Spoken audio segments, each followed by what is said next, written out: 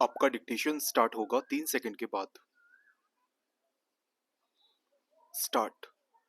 विज्ञापन समाज एवं व्यापार जगत में होने वाले परिवर्तन को प्रदर्शित करने वाला उद्योग है जो बदलते समय के सांचे में तेजी से ढल जाता है। विराम। ऐसा भारत में एड गुरु के नाम से विख्यात प्रसून जोशी का मानना है। विराम। आज हमारे चारों ओर संचार तंत्र का जाल सा बिछा है। विराम। एक ओर हमारे जीवन में पुस्तकें, पत्रिकाएं, समाचार पत्र जैसे प्रिंट मीडिया के साधनों की भरमार है, तो दूसरी ओर हम घर से बाहर तक radio, television, cinema, computer, mobile जैसे इलेक्ट्रॉनिक मीडिया के अत्याधुनिक साधनों से घिरे हुए हैं। किंतु यदि हम कहें कि मीडिया के इन सारे साधनों पर सर्वाधिक आधिपत्य विज्ञापन का है, तो इसमें कोई अतिशयोक्ति नहीं होगी, क्योंकि विज्ञापन न केवल इनकी आय का मुख्य स्रोत है, वरन पूरे संचार तंत्र पर अपना गहरा प्रभाव भी छोड़ता है। विराम। तभी तो मार्शल मैक लूहन ने इसे 20वीं सदी का सर्वोत्तम कला विधान की संज्ञा दी है। विराम। पैरा। सचमुच एक छोटा सा विज्ञापन भला क्या नहीं कर सकता। विराम। हिट हो जाए तो वह एक सामान्य से उत्पाद को आसमान की बुलंदियों तक पहुंचा सकता है। विराम। विज्ञापन की वानगी देखिए।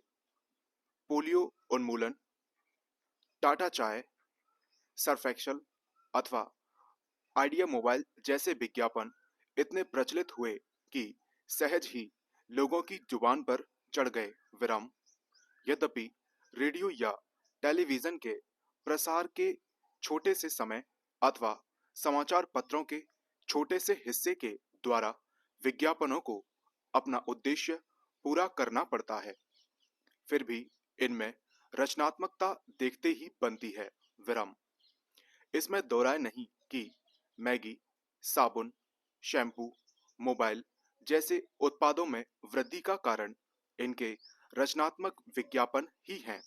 और वर्तमान समय का सच भी यही है कि आज किसी भी उत्पाद के प्रचार प्रसार का सबसे प्रभावशाली माध्यम विज्ञापन ही है।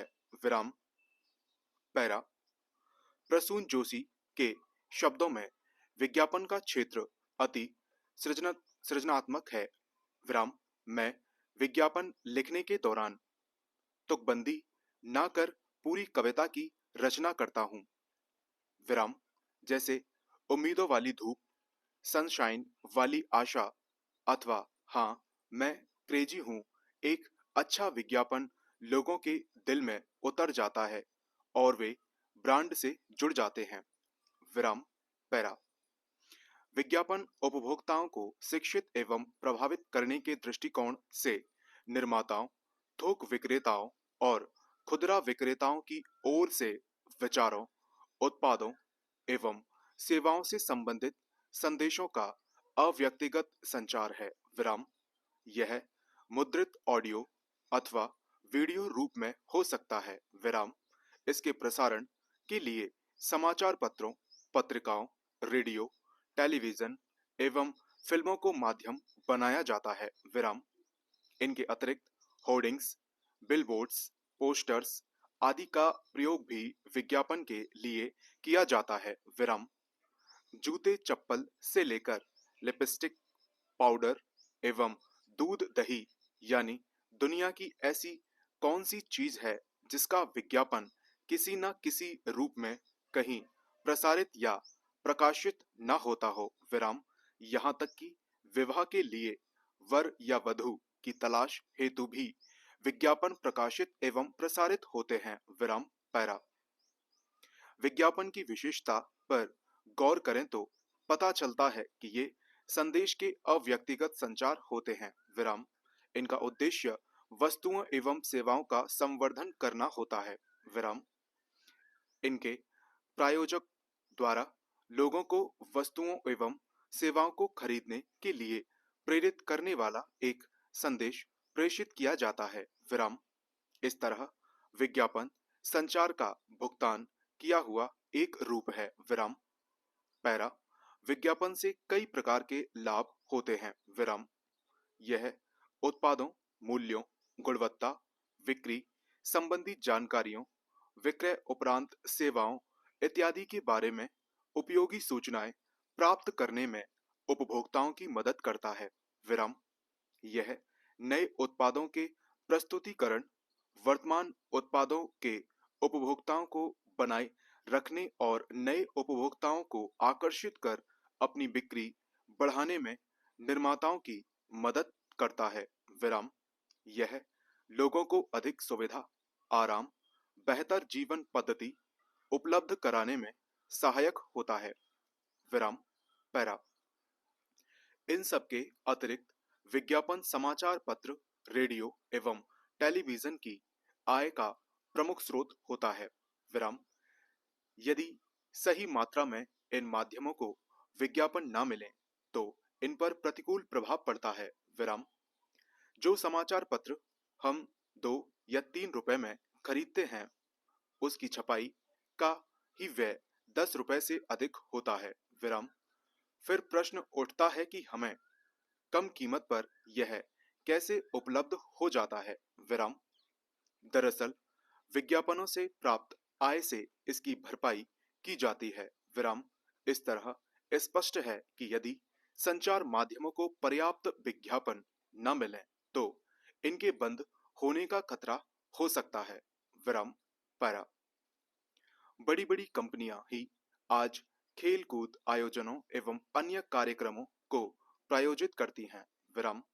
टेलीविजन पर सीधा प्रसारण हो या रेडियो पर आंखों देखा हाल, इन सबको बड़ी बड़ी कंपनियां ही प्रसारित करती हैं और इसका उद्देश्य होता है उनकी वस्तुओं एवं सेवाओं का विज्ञापन। विराम। इस तरह विज्ञापन के कारण ही लोगों का मनोरंजन भी होता है। विराम। आजकल टेलीविजन पर अत्यधिक मात्रा में प्रसारित विज्ञापनों के कारण लोगों को इससे अरुचि होने लगी है। विराम। इस बात से कैसे इनकार किया जा सकता है कि यदि विज्ञापन ना हो तो किसी कार्यक्रम का प्रसारण भी नहीं हो पाएगा। विराम। इस तरह देखा जाए तो विज्ञापन के कारण ही लोगों का मनोरंजन हो पाता है। विराम। खिलाड़ियों के लिए तो विज्ञापन कुबेर का खजाना बन चुके हैं। विराम। केवल व्यावसायिक लाभों के लिए कंपनियों द्वारा ही विज्ञापनों का प्रसारण या प्रकाशन नहीं किया जाता। विराम। अब राजनीतिक दल भी अपने विचारों एवं योजनाओं को जन जन तक पहुंचाने के लिए विज्ञापन का सहारा लेते हैं। विराम।